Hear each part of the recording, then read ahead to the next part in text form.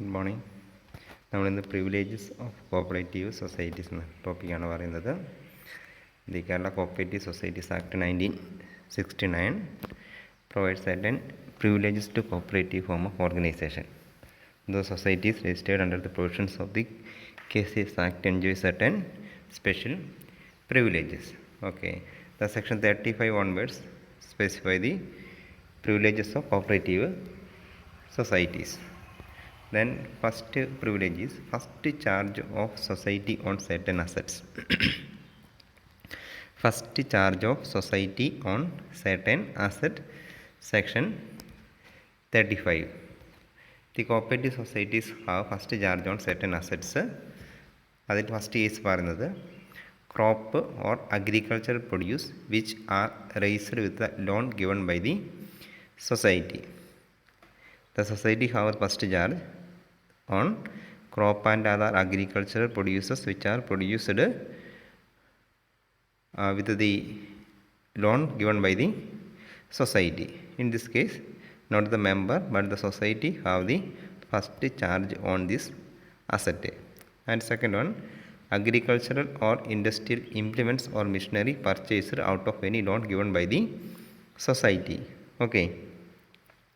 അതായത് സൊസൈറ്റി കൊടുക്കുന്ന ലോൺ ഉപയോഗിച്ചുകൊണ്ട് നമ്മൾ വാങ്ങുന്ന അസറ്റ് അല്ലെങ്കിൽ മെഷീനറി അല്ല അഗ്രികൾച്ചറൽ എക്യുപ്മെൻറ്റ്സിൻ്റെ ഫസ്റ്റ് ചാർജ് സൊസൈറ്റിക്കാണുള്ളത്. Okay. Third one, raw material purchased or supplied by the society and article manufactured of such raw material. Okay. In case of industry cooperative sometimes the society may supply the raw material, then the members make product or manufactures the product from using such a raw material. In that case, then the society have the first charge on this material. So these items or articles manufactured by the members. Okay. The charge made in favor of the society shall not be transferred without the prior permission of the society.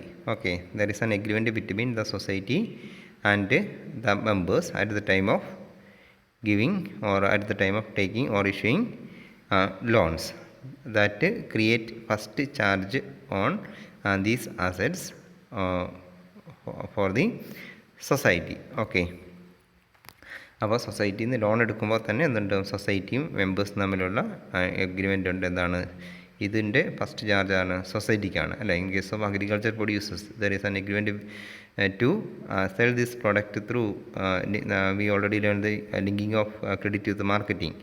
Okay, the members are directed to sell their produces through the nearest marketing societies. Okay, the members are given the sales proceeds only after the deducting their agricultural loan. Only the surplus amount should be given to the members. Okay. അപ്പോൾ ഇങ്ങനെയുള്ള അസറ്റിൻ്റെ case സൊസൈറ്റിക്കാണ് first charge ഉള്ളത്. That is first privilege. And second one, charge on land held by members. Charge on land held by the members. Then this is in case of the agriculture and rural development banks. Okay. The members of the agriculture society where he hold any land shall make a declaration in the prescribed form.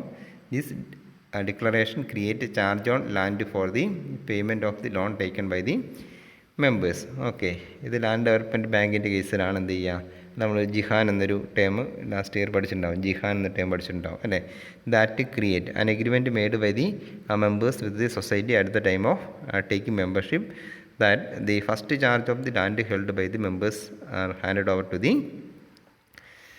society. Okay. Third one, deduction from the salary to meet the society's claim. Deduction from salary to meet the society's claim. An employee of section 37 ആണ്. അതുപോലെ തന്നെ charge on land held by members section 36 ആണ്. Okay. Here third point, deduction from salary to meet the society's claim.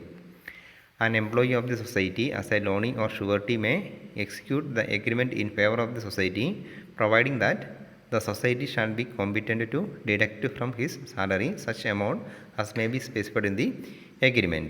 In the case of the default by any such member, the society deduct such amount from his salary until the full realization of the ഡെപ്റ്റ്. അതായത് നമ്മൾ സാലറിയുടെ ഷുവർട്ടിയിൽ നമ്മൾ എന്ത് ചെയ്യുക, loan അല്ലെങ്കിൽ എന്ത് ചെയ്യുക, ഒരു surety ആയിട്ട് നിന്ന് കഴിഞ്ഞാൽ സൊസൈറ്റിയുടെ എംപ്ലോയീസിൻ്റെ സാലറിയുടെ നമ്മൾ സാലറി സർട്ടിഫിക്കറ്റ് വെച്ചിട്ട് ലോൺ എടുക്കുന്ന പോലെ തന്നെയാണ്.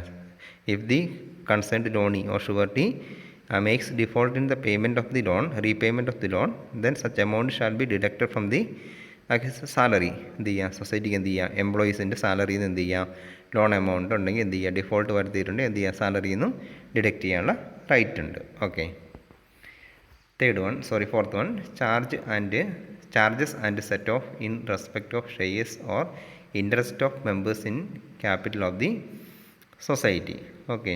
അതായത് ഈ കേസ് പറയുന്നത് എന്താണ്, the society shall have the right to set off shares and dividend on the members for the recovery of the ഡെപ്റ്റ് ഡ്യൂ ടു ദി സൊസൈറ്റി. അതായത് സൊസൈറ്റിക്ക് കിട്ടാനുള്ള എമൗണ്ട്, മെമ്പേഴ്സിൻ്റെ അടുത്തു നിന്നും സൊസൈറ്റിക്ക് കിട്ടാനുള്ള എമൗണ്ട് എന്ത് ചെയ്യാം, സൊസൈറ്റിക്ക് സെറ്റപ്പ് ചെയ്യാതാണ് മെമ്പേഴ്സിന് കൊടുക്കാനുള്ള എമൗണ്ട് അല്ലേ. മെമ്പേഴ്സിന് കൊടുക്കാനുള്ള എമൗണ്ട് ഏതാണ്, ഷെയർ ക്യാപിറ്റൽ അല്ലെങ്കിൽ ഡിവിഡൻഡ് ഉണ്ടാകും. മെമ്പേഴ്സിന് കിട്ടാനുള്ള എമൗണ്ട് ഏതാണ്, ഒന്ന് ഷെയർ ക്യാപിറ്റലും അതുപോലെ ഏതാണ് ഡിവിഡൻറ്റുമാണ്.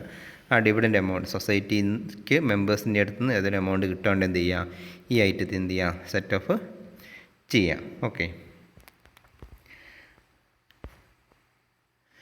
Fifth one, shares or interest or reserve fund not liable to attachment.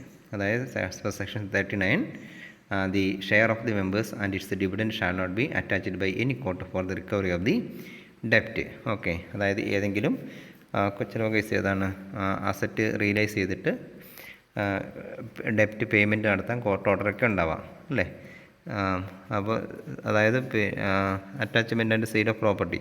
അപ്പോൾ അറ്റാച്ച്മെൻറ്റ് ആൻഡ് സെയിൽ ഓഫ് പ്രോപ്പർട്ടിയിൽ കോപ്പറേറ്റീവ് സൊസൈറ്റിയുടെ ഷെയറും അതുപോലെ ഡിവിഡൻറ്റും കോർട്ട് ഓർഡർ പ്രകാരം അറ്റാച്ച് ചെയ്യാൻ പറ്റില്ല.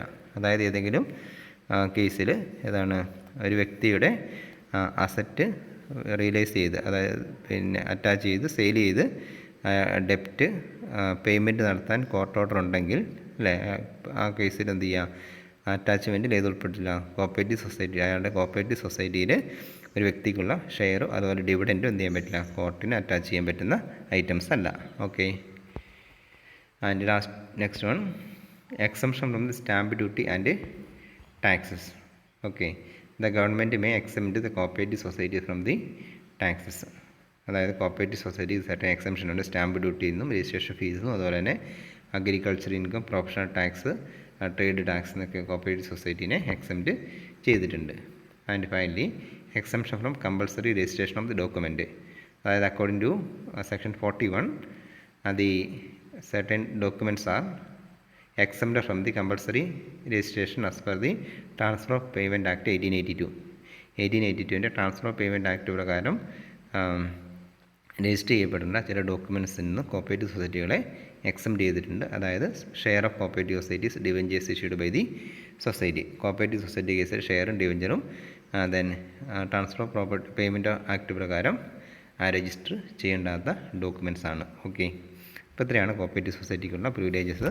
സെക്ഷൻ 35 മുതൽ സെക്ഷൻ 41 വരെയുള്ള സെക്ഷൻസാണ് കോപ്പറേറ്റീവ് കേസസ് ആക്ട് പ്രകാരം കോപ്പറേറ്റീവ് സൊസൈറ്റിയുടെ സ്പെഷ്യൽ പ്രിവിലേജസ് ആയിട്ട് പറയുന്നത്. ഓക്കെ.